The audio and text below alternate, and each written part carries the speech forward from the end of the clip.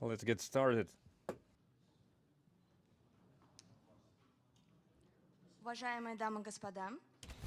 Ladies and gentlemen, we're announcing the signing ceremony for an official document. The Minister of Foreign Affairs of the Russian Federation, Sergey Lavrov, and Minister of Foreign Affairs of the Islamic Republic of Iran, Araghchi, are signing plan of consultations between foreign ministries of the Russian Federation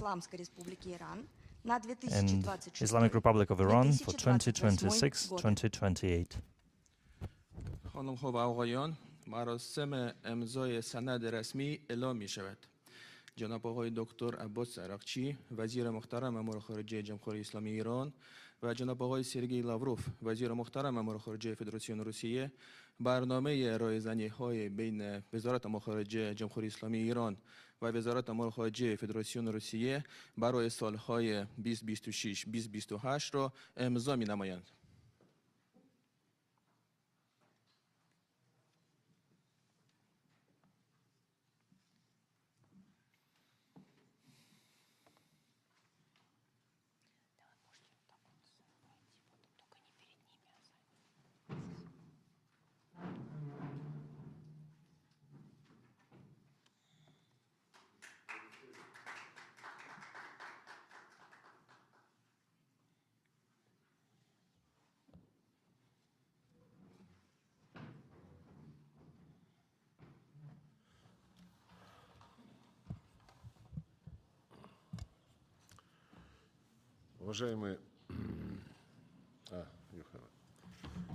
Уважаемые представители средств массовой информации, media representatives, today with the Foreign Minister of Iran, Abbas Araghchi, we held substantive, detailed, trust-based talks. As is the tradition, they were held in a very cordial atmosphere. We have stated consistent development of the Russian-Iranian relations over the last years. These relations have become much stronger, and this year we signed on October 2nd, it was enacted a comprehensive strategic partnership treaty between our countries. It was signed by President Putin and President Pezeshkian. And these signatures serve as a testament of its importance for both Moscow and Tehran. And when we discussed the goals set out by the presidents during their meeting last week in Ashgabat, and both myself and my counterpart expressed our strong belief that this treaty will serve as a strong impetus towards the promotion of the bilateral relations, and it will help us coordinate internationally on the regional and multifaceted multilateral matters, and it will help us expand the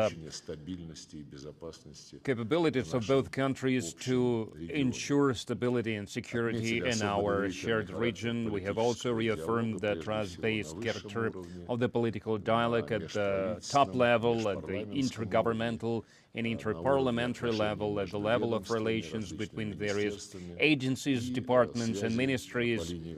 And also we discussed the people-to-people ties that are growing stronger, and they strengthen the foundation of our good neighborly relations. We appreciated the level of our practical cooperation in trade, in the economy.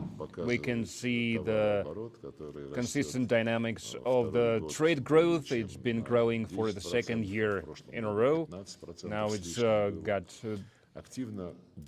increased by 10% last year. It increased by 15%. We have the Russian-Iranian Commission on the Trade and Economic Cooperation. Its co-chairs the Energy Minister Sergey and Oil Minister of Iran, Ahmadinejad, maintain constant contacts. And today we agreed to prepare for the next session of this intergovernmental commission that is going to take place next February in Tehran. We share the opinion on the need to facilitate the development of business ties, and in this regard, we allocate a great importance to the agreement between the Eurasian Economic Union and the Islamic Republic of Iran on a free trade zone.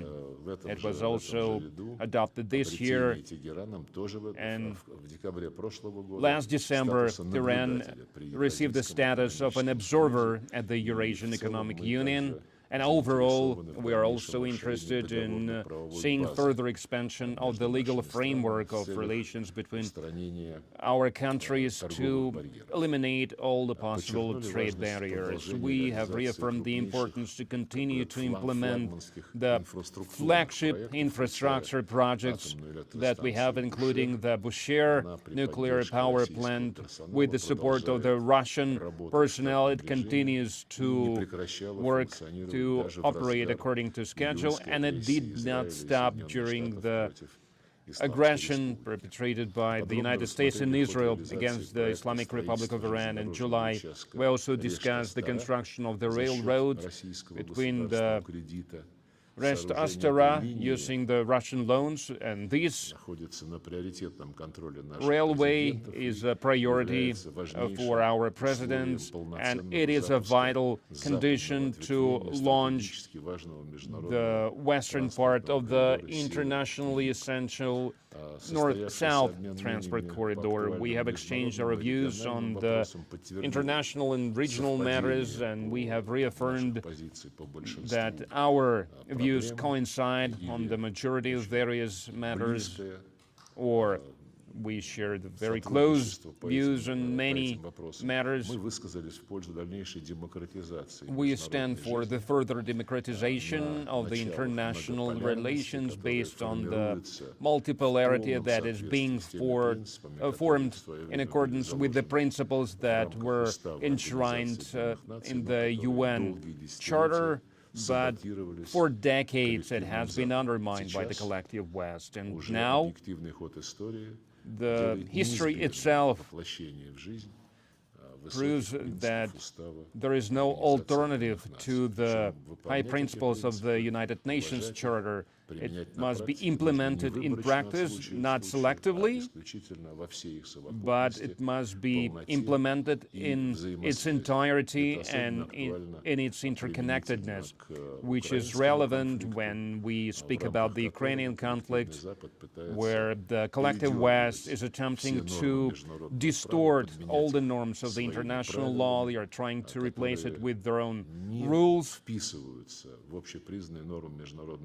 that are not part of the internationally recognized law norms, and they just reflect the desire of the collective West, of the Europeans, first of all, to continue to pursue their neo-colonial policy, to try to live at the expense of others, like it's been for the last 500 years, since the times of colonialism, and in modern times as well, when these neo-colonial policies that make a lot of African, Asian, Latin American countries are made dependent on Europe. We condemn the practice of unilateral restrictive measures that undermine the international law norms, which is blatant against the backdrop of the Ukrainian crisis, when we see Europe trying to undermine the constructive aspirations of the Donald Trump's administration by overstepping all possible norms and principles that were followed, that were adhered to in international relations and financial relations. They are trying to seize the property that used to be considered untouchable by the West in the past, and they are making a lot of other things that undermine all the principles that were promoted by the Europeans, among others, during their attempts to establish globalization. And instead of globalization, we see now fragmentization. But as for the unilateral restrictive measures and lawful measures, we share the same view with our Iranian counterparts. We stand for establishing a group that would be interested in counteracting these unlawful steps, and I believe that this process will gather more and more like-minded countries. We agreed to consolidate the other countries that share these views, and we will continue to work to neutralize the negative impact of the unlawful sanctions that it has on the economies of our countries. We also discussed in detail the situation around the Iranian nuclear program,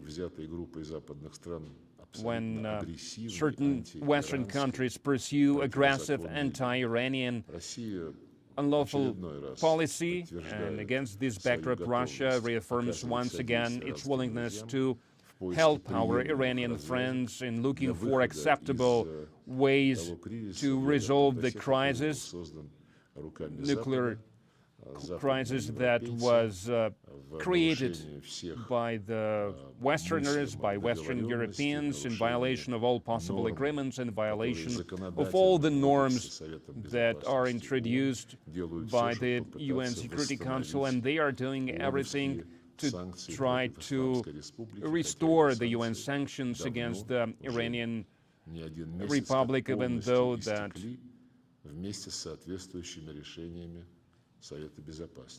this resolution is outdated and the sanctions are outdated, and we condemn this kind of attitude, this kind of neglectful attitude towards law, and attempts to put their interest ahead of the principles of the United Nations organizations.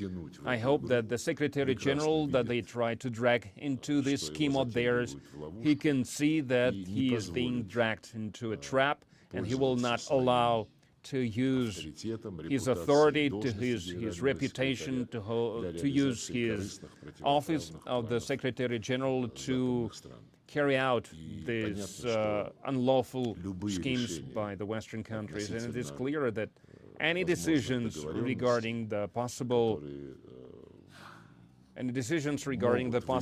agreement that can resolve the current crisis, can make the situation constructive. All these decisions must be made by the Iranian authorities based on the interests of the people of the Iranian Republic of Iran, of the Islamic Republic of Iran, and in respecting its right as full-fledged members to the Non-Proliferation Treaty. They have right to enrich uranium with peaceful means. We will continue to strengthen our cooperation not only at the UN but also within the Shanghai Cooperation Organization, within the BRICS.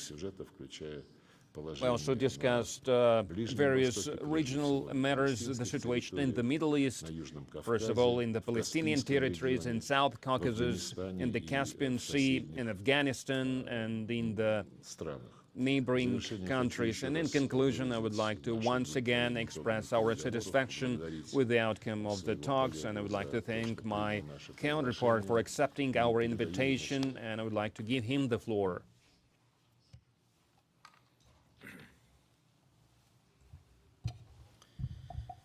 Bismillahirrahmanirrahim. من قبل از هر چیز تشکر میکنم از همکار بسیار عزیزم جناب آقای لاوروف به خاطر دعوتی که از من به عمل آوردن و به خاطر Good afternoon, dear colleagues. I would like first of all to thank my Russian counterparts for inviting us, for showing the traditional Russian hospitality to myself and members of my delegation.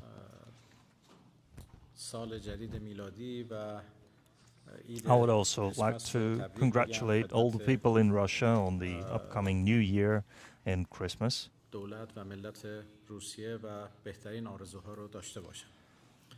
May I offer my best wishes to the people of Russia, to the Russian government, Today we had a detailed discussion of almost all matters on our bilateral agenda, as well as matters of international nature.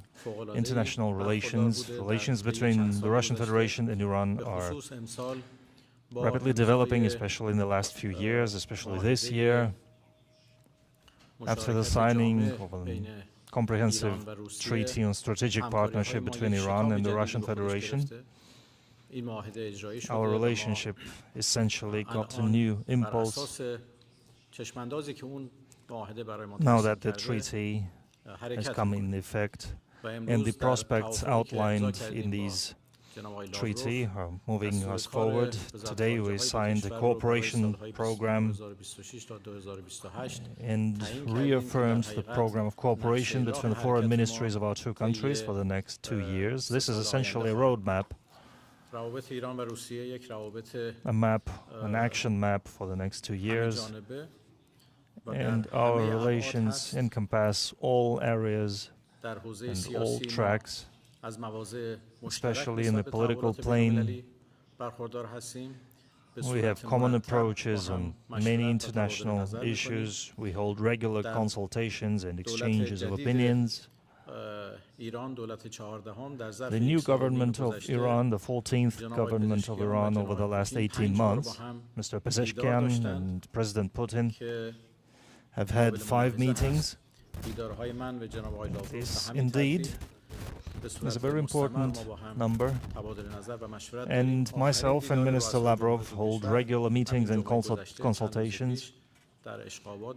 Just last Friday, a couple of days ago, in Ashgabat, our presidents had a meeting, and our leaders discussed matters of bilateral cooperation, as well as the regional agenda. As for the trade and economic relations between our two countries, they are growing wider, with different projects in the works. And as for the energy sphere, indeed we have great projects in the pipeline regarding transit and logistics. And my counterpart, Minister Lavrov, noted a couple of important projects here. The most important of them is the North-South transport corridor, as well as the construction of the railway route between Risht and Astana.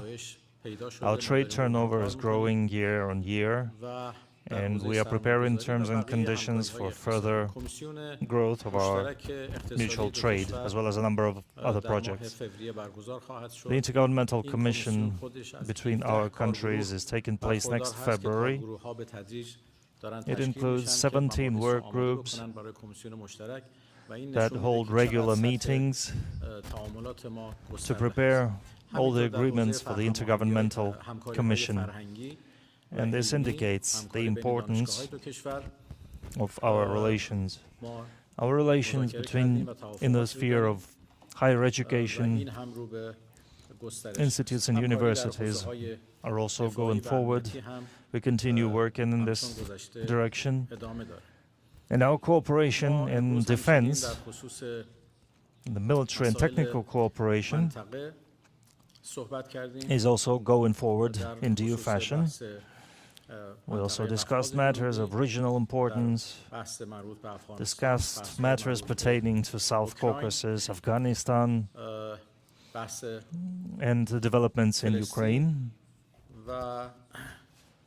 We spoke about the Palestinian problematic as well as the atrocities perpetrated by the Israeli regime, keeps perpetrating them. We also discussed Iran's nuclear program. We have close positions in many areas. We have a broad exchange of opinions, and as for our nuclear program, I explained the situation that the Islamic Republic of Iran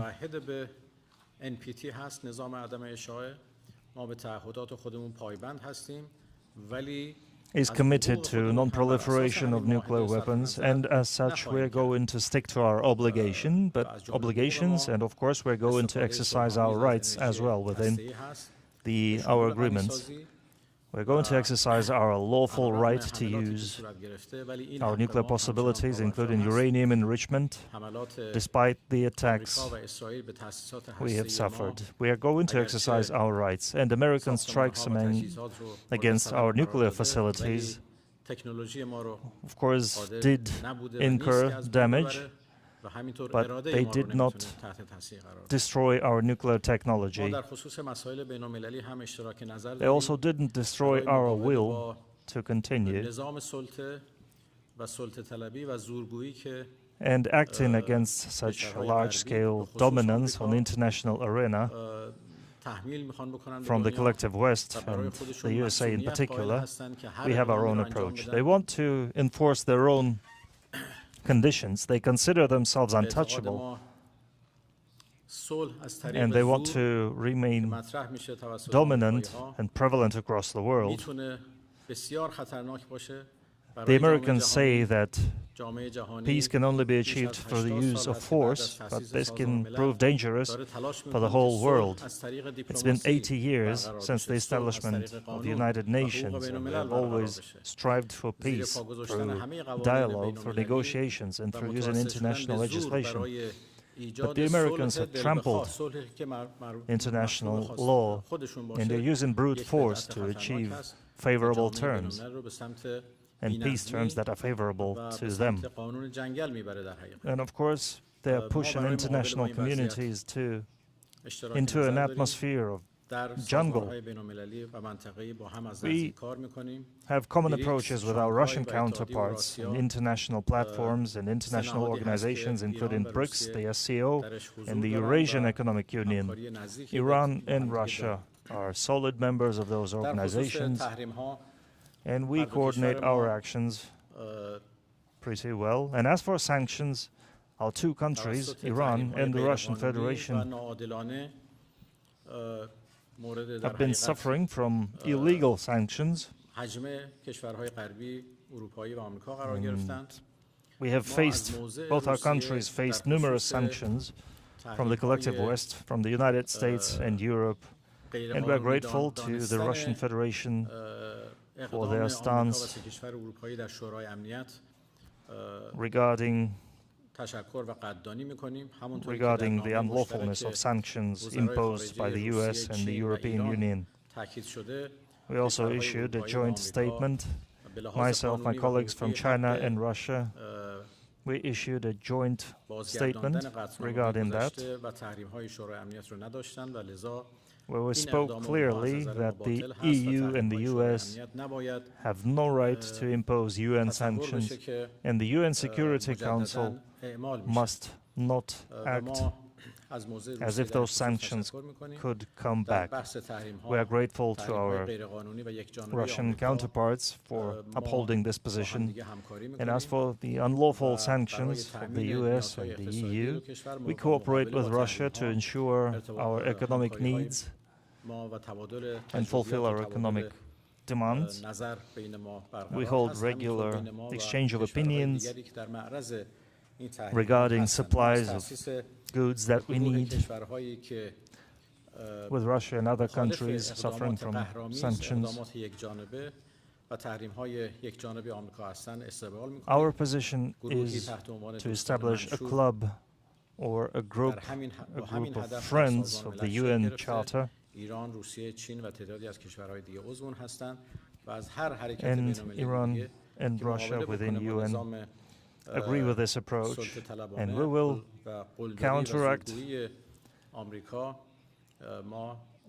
any attempts of domination on the part of the US, and we will support Russia in that. And in conclusion, once again, I'd like to thank my counterpart here, Minister Lavrov, for a very fruitful discussion.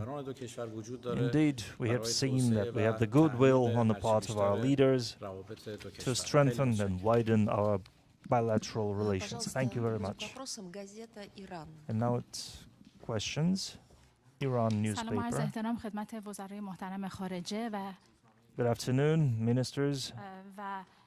مریم آذرچی هستم از برای روزنامه ایران و Mariam خبرنگار پرس Ozarchin, تیوی سوال میپرسم از آقای لاوروف. Iran آقای لاوروف newspaper با and news توجه به اینکه agency. فضای Minister روابط بین Lavrov, الملل روز به روز داره امنیتی سازی تر میشه در considering the نتیجه fact یک جانبه گرایی that ستیزی bilateral جویانه، international relations شما are کشور getting more and more روسیه به difficult عنوان every یک day, عضو دائم شورای امنیت سازمان ملل چه and پیشنهادی Russia داره as a برای permanent member of the حفظ UN and نظم the UN مبتنی Security بر حقوق Council? بشر؟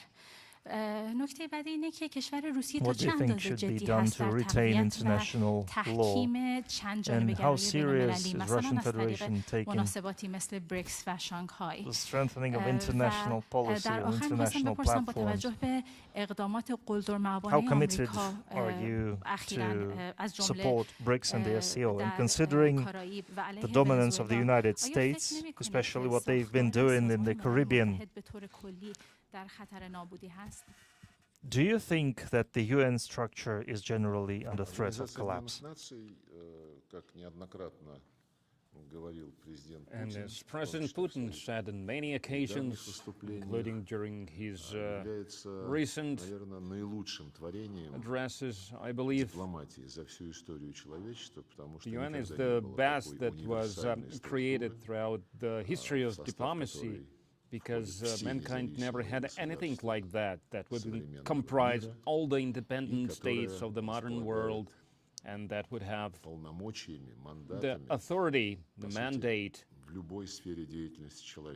in all the areas, in all the possible areas, security, weapons, economy, investment, climate protection,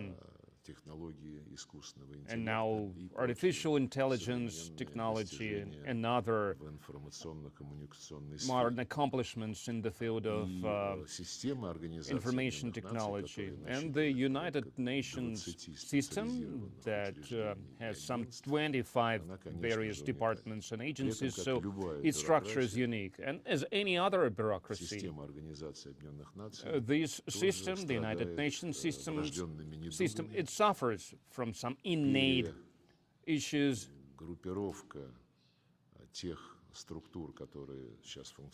And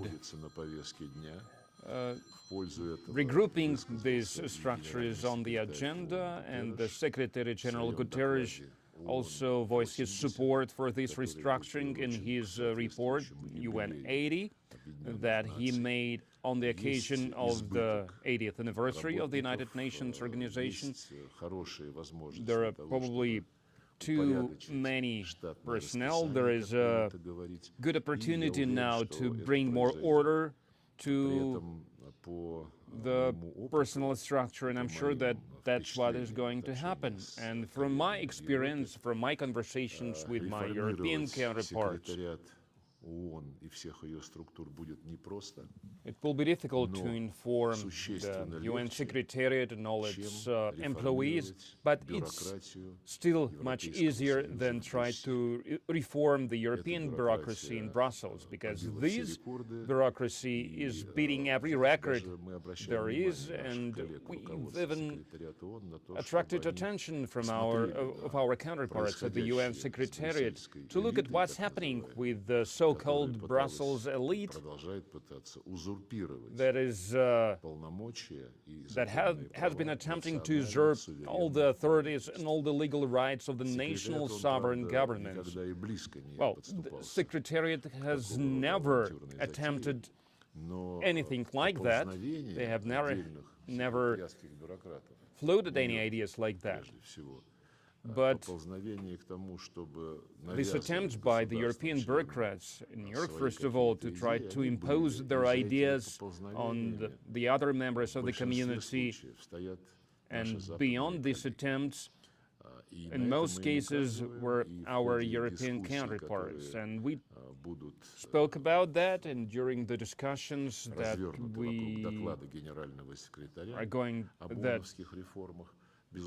we are going to have around this report by the Secretary General, it will be one of the highlights of these discussions in the context also of overcoming the majority that the Western countries enjoy at the UN Secretariat. the lion's share, maybe every important and significant offices are held by the citizens of the Western countries or by the citizens of other states, but they already hold other citizenship, in most cases the UK or the US citizenship. It contradicts the principle of fair representation in all the structures of the United Nations organization. So it's partly innate issue, and it was developed throughout the existence of the UN. On the other hand, as for the United States behavior, including in the Caribbean, well, of course, almost all of the countries cannot accept that, apart from the Europeans that are not saying anything, keeping their silence, because they subjugate every action of theirs to one goal, to try to convince the Donald Trump's administration to follow the European path in the Ukrainian dossier, to continue the war that was waged by the West against the Russian Federation and try to drag Donald Trump on their side and his administration as well. To stop the White House, the Trump administration, to promote their constructive agenda that is aimed at settling the Ukrainian crisis. But all the other countries, of course, they have already expressed their attitude towards this. We are very much concerned by the actions of the US Navy and by the jingoist statements by the Pentagon that in addition to the unlawful actions on striking the civilian vessels without any judicial actions in the Caribbean, they now plan the land operation. Of course, all of that undermines the hopes that one can try to have a settlement under the current international system. But nevertheless, the United States are open for dialogue. Not everywhere. On a number of occasions, Donald Trump says that he made all the decisions and now they must be implemented. But still, we welcome the actions of the current administration. Unlike the previous administration, Biden administration, they never wanted to maintain any dialogue. And they did not perform any essential actions. You asked about our attitude towards the BRICS, towards the SCO. These are organizations of a new type, unlike such organizations as the European Union or what it has turned into, unlike the North Atlantic Treaty Organization. They also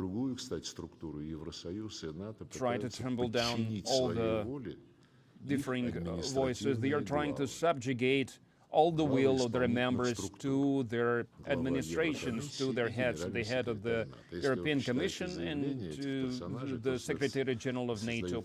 If you read statements of these people, it seems like they are the greatest politicians of the modern times, not some hired employees that are supposed to implement the will of the member states. At the SCO, at the BRICS, nothing of the kind is even possible. Both organizations are based on the UN Charter principles and norms that were tested for decades, the sovereign equality of states, that's what I mean, peaceful resolution of all the possible disputes, looking for consensus on all the matters and focusing the members' efforts on the implementation of practical projects based on the mutual benefit principle.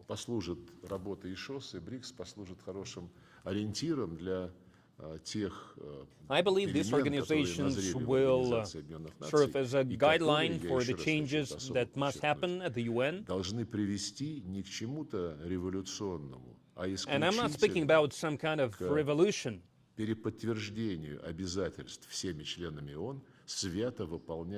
But all UN members must reaffirm their willingness to implement all the norms of the UN Charter in its entirety and its interconnectedness. I really hope that our Western counterparts, including the United States, will help us accomplish such an understanding.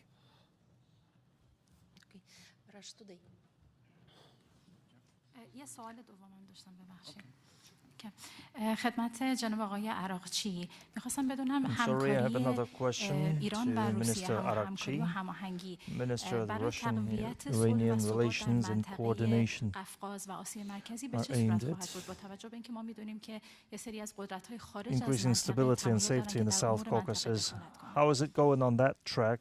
Of course, we realize that some external forces are trying to get into that region. Yes, we exchanged opinions on this matter. We have a clear position on it. We are confident that South Caucasus and Central Asia are the regions that must ensure security in this region. In the South Caucasus, we have mechanisms in the 3+3 format. We will continue our work on the base of this format, and our next meeting of foreign ministers will go in the 3+3 format. We are against any non-regional presence there in the South Caucasus. And on this matter, the positions of Iran and the Russian Federation are similar. No other country should meddle in the regional affairs of this region. Здравствуйте, телеканал RT. Игорь Kurashenko. У нас вопрос обоим министрам. Igor Kurashenko. My question is to both ministers. If I may, I'd like to start with His Excellency, Minister of Iran. On the 11th of October, President Trump once again reiterated that Iran allegedly wants to conclude a deal with the United States. Can you confirm this? And if so, what principles could form the basis of a possible agreement? And what will Iran definitely not agree to as part of a possible deal? And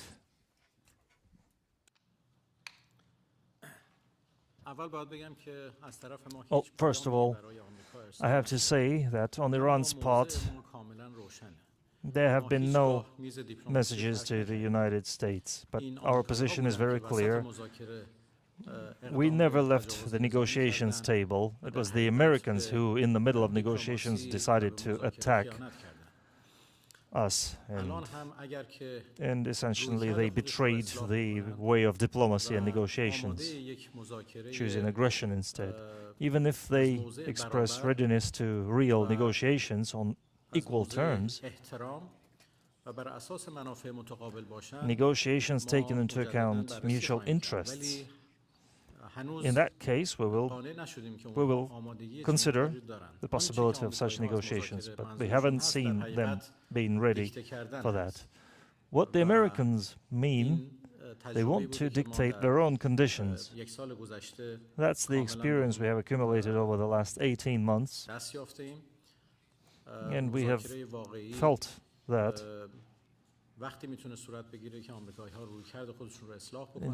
genuine negotiations are only going to take place when the Americans have corrected their approach, when the Americans are ready to equal, balanced negotiations on equal terms, aimed at achieving certain agreements, not at enforcing their will. They have failed to achieve certain objectives through military power, and now they're resorting to negotiations. But they will only be able to achieve that on the base of mutual trust and equal rights. You said in your introductory speech that Russia is ready to help Iran find ways out of the crisis in the nuclear dossier, the nuclear file. Does it mean that Russia is ready to act as a middleman in the possible agreement between Russia and the United States?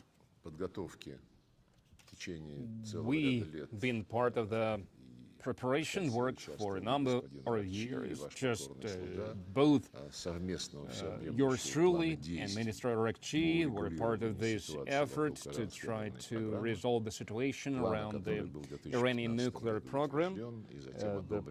This plan was approved in 2015, and then later it was also approved by the UN Security Council.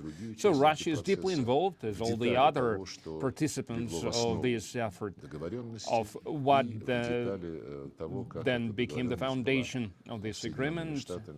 And we know how later this agreement was destroyed by the United States.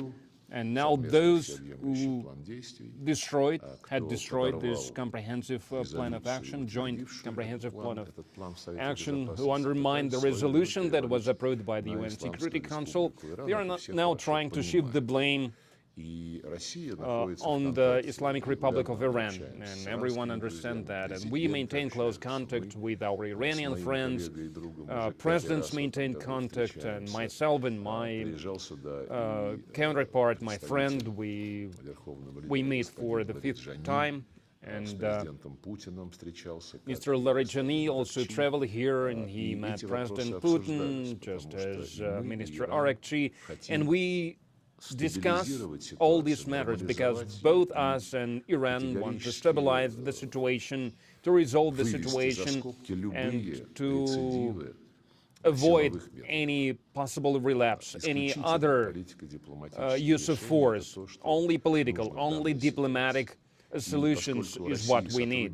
And since Russia cooperates with Iran in the field of nuclear energy, we have already constructed the Bagheri nuclear power plant, and now we expand it. And since we are well aware of the state of affairs in relations between Iran and IAEA, we regularly discuss those approaches that are shown by the European countries, by the US.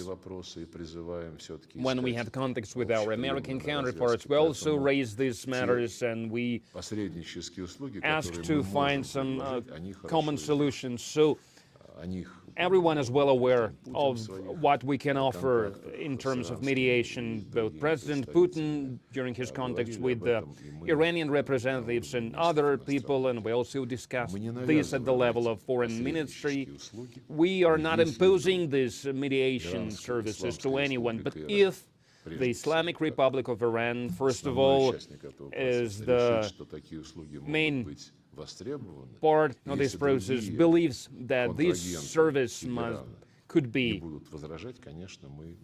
something that they are interested in, and if no one else contradicts this, is against this, then of course we are open for this.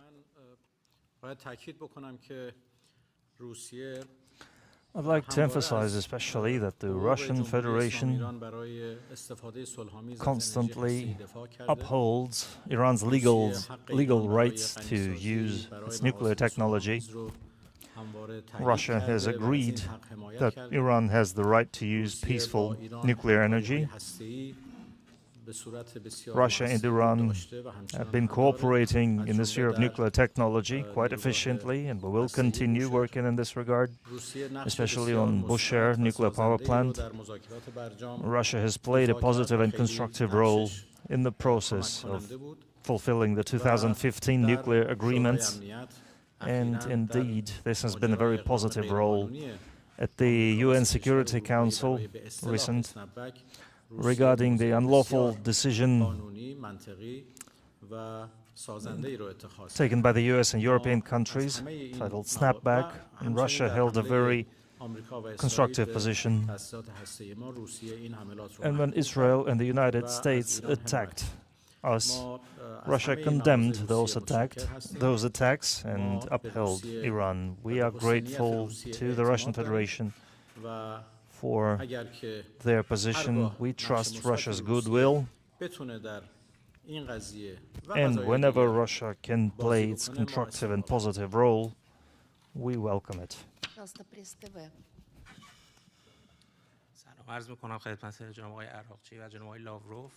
Good afternoon, Minister Araghchi, Minister Lavrov. This is Iran newspaper. I have questions to both ministers. Minister Lavrov, we have seen the Iran-Russian relations indeed being at the peak, especially after the signing of the Strategic Partnership Treaty. On the other hand, as you know, our adversaries, they want to affect our bilateral relations, and I'd like to see your relations regarding our bilateral relations and practical affairs in trade, defense, sphere, security,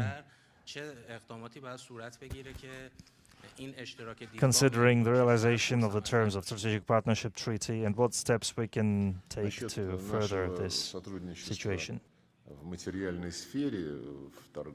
As for the cooperation in trade, in economy, in investment, we have mentioned this, we have spoken about this in detail in our opening remarks, and I'm not going to repeat myself. You're right, we're also developing the military technical cooperation in full compliance with international norms. We are not violating the universal international rules.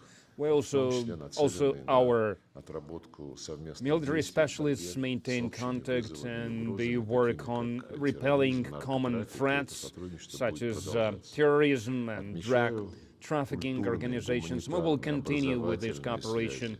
As for the cultural, education, humanitarian, scientific ties and cooperation, they are rapidly developing both bilaterally and also within the context of our participation, both of Russia and Iran, in various multilateral formats such as the BRICS, the SCO, the Caspian Five.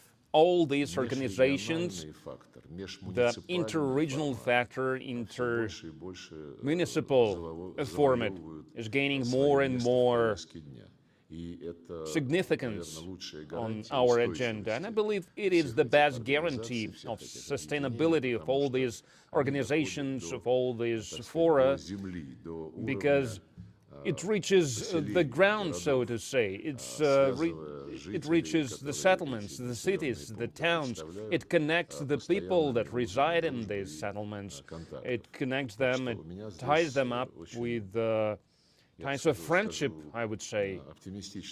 So I'm very optimistic in this regard, I would say. As for the expansion of our strategic partnership in full accordance with the treaty that we signed, as for any additional steps, well, just right in front of you, in your presence, we signed a consultations plan between the foreign ministries for the next 3 years, 2026, 2028. Before that, we did not have such a document. We did not have this practice. We maintained consultations, but we did not plan them for 2 or 3 years ahead.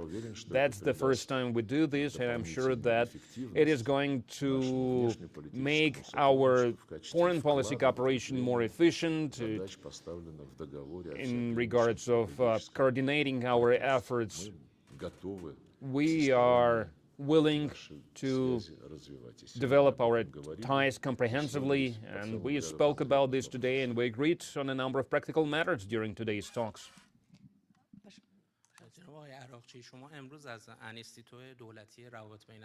Minister Araghchi, today you visited the Moscow State Institute of Foreign Relations, MGIMO, and you had meetings with the expert community.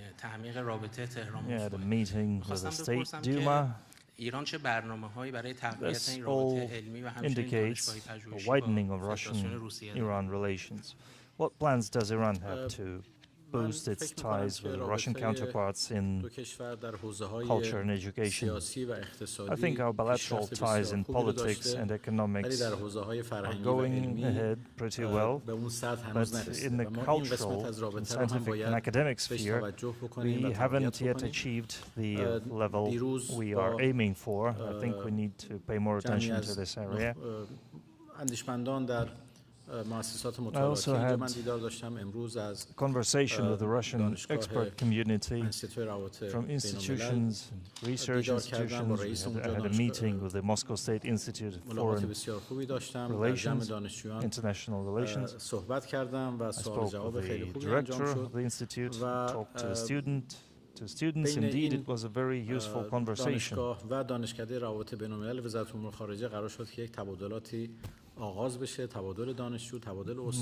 GIMO and the Institute of International Relations with the Minister of Foreign Affairs of Iran agreed to hold joint courses. I will also do my best to establish similar contacts with other Russian institutes. And as for recognition, mutual recognition of diplomas, we will once again have to review our policies in this regard. And as for cultural ties, we understand that Russia possesses a rich history, as well as so does Iran. And I'm sure that contacts between people of culture and academic figures will help us boost our negotiations, as well as ties in sports and humanitarian ties. Yesterday I also had a meeting with the head of Russia's State Duma, head of the Commission of International Policies. I was accompanied by deputies from the Iranian parliament, and I'm sure that parliamentary democracy can also contribute to our understanding of further steps.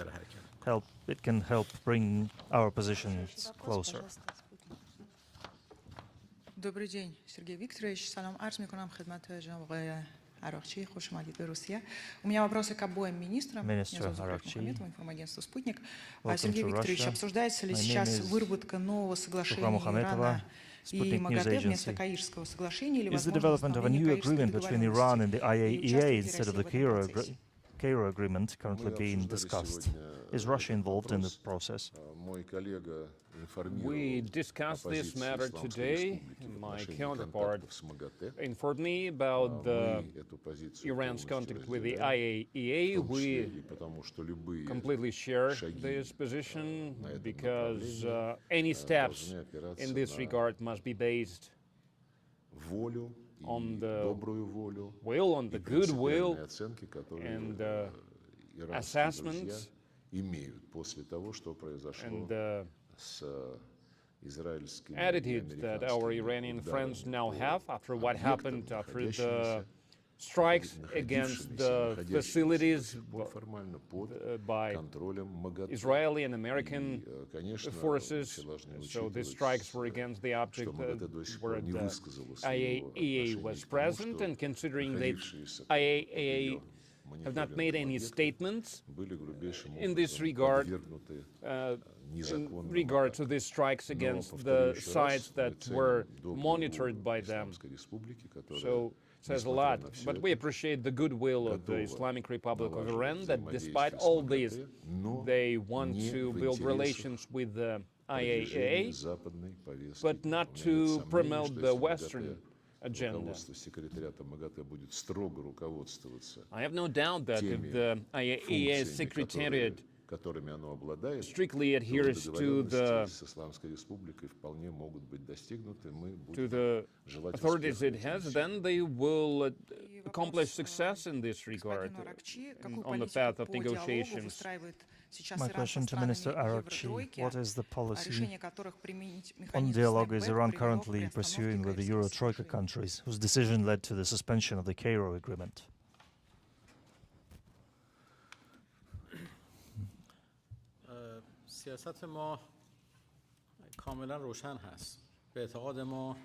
Our policy is absolutely clear. We're convinced that the Euro-Troika has no more potential to continue negotiations. The only option they had, the only possibility they had, they used it and they lost it. Unlawfully, of course. We're convinced that they had no right, and Russia shares this position. They used this mechanism and nothing happened. They just lost their last chance.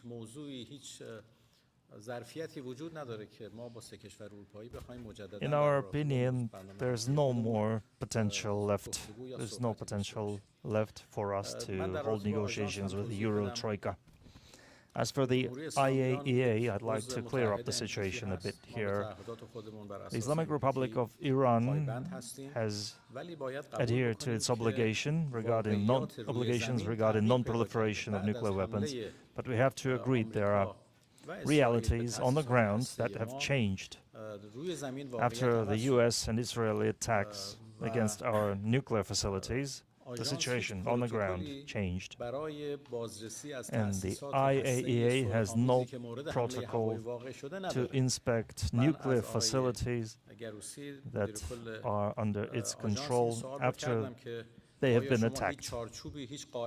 I asked Rafael Grossi if they have any rules or protocols to inspect nuclear facilities that have been under attack. He said no.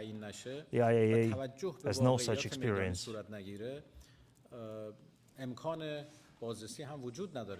And until there is a framework, there is no possibility to visit those venues because there are security issues, radiation issues. We need to determine the protocols of inspection.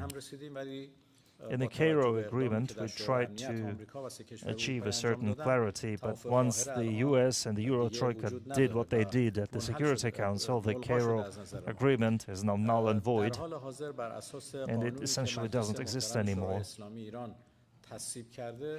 And according to the law passed by our parliament, all inquiries and requests from the IAEA must be filed to the Iran Security Council, which will later take action.